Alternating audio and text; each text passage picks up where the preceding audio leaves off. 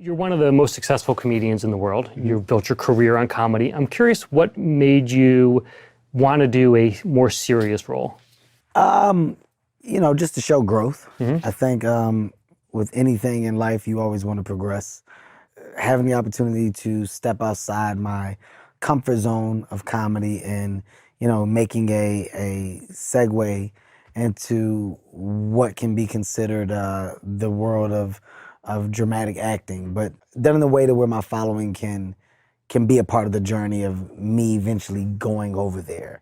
This was a baby step. This is a more dramatic role, but there's still some comedy undertone to it. Very personable, grounded, authentic, but just showing that I have the chops to do it. So the movie after this one will then be one that can be another level past this one. It can be a little more serious, but my fan base would have seen this one and said, okay, wow, we know that he can do it. We believe that he's going over here. Oh, I'm curious to see how he is in this one too. So do you set 10-year goals, 5-year goals? 100%. Really? 100%. I think you have to with anything that you're doing, because that's your reward. Seeing that you can say things and watch those things become your reality is what puts you in a position to just keep going. Once you see, oh wow, I said I was going to do this and I did it, and now that I'm here, I'm not done. I'm going to set 5 new goals. And I can't wait to achieve these and have the same conversation with myself in years to come. It's just always, it's playing a game with your own mental, I think. And that's why I love writing things down. That's why I love the vision board. That's why I love team meetings and conversation. There's just nothing bad that can come out of them. It's only an upside, no pun intended with the movie. I've been doing comedy and acting for years. But when I stepped on a set and I was with Bryan Cranston and Nicole Kidman, regardless of my level of success or my star, I was a sponge. I was willing to soak up as much information as possible. I was listening, I was watching, and pretty much taking away whatever I could from the moment of working with these 2 unbelievable people. This is an amazing actress and an amazing actor. These are both, they're at the top of their games. They're of the elite. So the fact that I'm in that company, I want to make sure that I put myself in the best position to be in the conversations that they're in years to come. The path of your career is a really interesting one because you actually hit it big pretty early. You were in a Judd Apatow TV show, which I think people aspire to. And then Hollywood just kind of stopped working for you. And you went on the road and started doing comedy and working your way back up and becoming big. And then when you came back to Hollywood, totally different Kevin Hart at that point. 100%. I did the shows, I worked with Judd. And while working with Judd, I found that, it's so amazing to create. But I was like, it's not enough. Like, I'm not going to be able to take care of myself. I'm not going to be able to feed myself. So I made a decision to go and focus on stand-up comedy. I said, I know that this is here, but I can't just wait by the phone. I need to go put myself in a position where I can create, where I can be active. So I went and did stand-up comedy. I said, I want to focus on my stand-up comedy. Over the course of like 3.5, 4 years, I built my fan base up. My fan base was now selling out all shows. So now I don't have to do comedy clubs because now I can do little theaters. Now I've built all of this up by just being persistent and saying, idle time is idle mind. So this whole time you're making these tours, is Hollywood calling you also? Are you starting to, and did you turn down work that would have brought you back? Well, it wasn't like I was turning down a crazy amount of work because it wasn't coming in. All right. So you were able to stay focused. I was not only focused, I was just determined to make you realize what I am. Right. Because I know what I am. Nobody else knows what you are but you. You're your own competition. And when I've realized what I was like, there's no shot at me losing focus. There's no shot at me not finishing the job at hand. By the time I'm done, Hollywood is going to go, whoa, that guy's out there moving tickets. Who is this new star? Keep in mind, I've been around for years. But they don't know and they don't have a real reason to. But now I'm going to force your hand. I'm going to make you aware. That's the beauty of stand-up comedy. And I've read something you said before where you talk about not wanting to be work for hire. That during this process, you realized that you were the product and you wanted to own the product. Mm-hmm. How did you come to that realization, and what has that meant in terms of how you guide your career? You know, if you need me, you need me. If you don't, you don't. That's not good. You know, how am I gonna really support those around me? How do I position myself to be so much more than that? How do I learn? Where am I supposed to figure it out at? I went out and I used some examples. Will Packer was doing a bunch of movies and he was producing them. He approached me to produce a movie that he wanted to do. He's like, Kevin, this is something that's dear to my heart. I want to do it. I would love for you to be in it. You can star in it. I think it'll be great for you. All right, dope. I want to do it. But then I watched him. I watched how he put stuff together.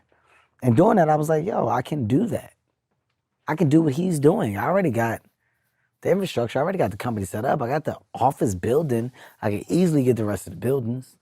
I can easily get space because I got money from stand-up. My money from stand-up can help me leverage and do the things that I want to do. Once I figured out how to get Heartbeat Productions running and off the ground, things started to click so much easier. That was the turning point, starting your own Yeah, company? well, because now I'm producing for me. Mm-hmm. Oh my God, this is huge. It clicked. And when it clicked, it kept clicking because now I know how to add on to it. Now I know how to get more deals. Now I know how to not only develop, produce, I also know how to engage. What do you like as a manager? Are you a hands-on guy? Do you build this? Hands-on. Really? Hands-on. Like daily meetings, monthly, you're following, you're looking at the spreadsheets, you're seeing what's going on inside the business. You're hiring. Hands. Really? Do you like on. doing all that? I like it because right now it's my baby. Right. I'm watching it evolve because I'm putting the pieces to the puzzle in place. I'm hiring the right people. I'm having the people that I hire feel comfortable enough to know that they're a part of something that's much, much bigger. Much, much bigger. I spent a lot of this week talking about the Oscars controversy. You talk about helping out young comedians, guiding the way for them. What lessons should they take out of what you've just been through? If you take a lesson from what I've been through, just pay attention. Pay attention, man. Just one man's misfortune is another man's fortune. You know, there's lesson learned in all of this for everyone, and it's very easy for things to go away. It's hard to achieve them. Right. It's very hard to get there. It's easy for it to go away, and you're living in a time where, because it's so easy, you have to just be careful. Just make sure that you're always handling yourself correctly, you know? You're not gonna be perfect. Nobody's perfect. Nobody's perfect. But within your imperfections come perfection. So give yourself time to grow and understand the state of the world today.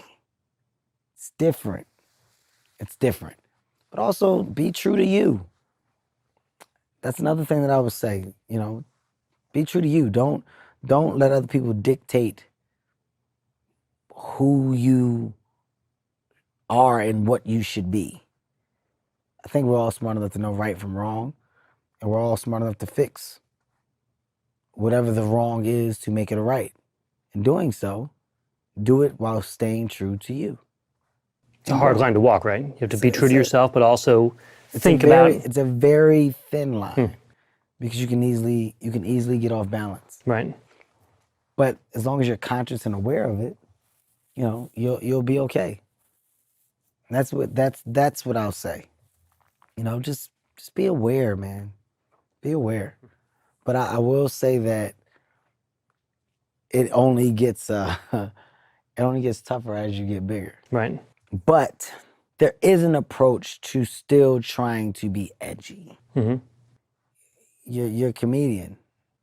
If you're a comedian, you're supposed to be able to say the things that other people think, but they won't say. Right. and you doing that, you now have to just make sure you're doing that, you're doing it correctly. Make sure that there's a high level of professionalism. And if you are a comic that chooses to go down that insensitive road, just understand that there's going to be backlash for it and be prepared for that. If that's what you want and that's who you want to be, then by all means do it. I'm not here to change you. Right. Do it. Not here to change it all, but just be smart in your approach to it. And I would say that I think that's the dopest thing about my change is that I've done that. And that's why I decided just to be done with the situation, because the change came in the last 10 years that act as proof of somebody that got it, understood it, and adjusted and adapted to the times of today. You must get people that come to you all the time that are like, hey, I'm working in a fast food job, or I'm working this job, which I hate. I really want to be a comedian, or I want to be an actor. What kind of advice do you tell them? I mean, that's tough, man. That's tough. Say, don't do it? No, you definitely don't say that. I'm not a dream killer. I just don't like talkers. So many people love to say what they're going to do. So many people love to voice it just so they can hear themselves say it. Right. Yeah, man, you know what I'm thinking about doing today? I'm probably gonna go and hey, you know what, man? I just started. I'm probably tomorrow get up in the morning, go down and do some.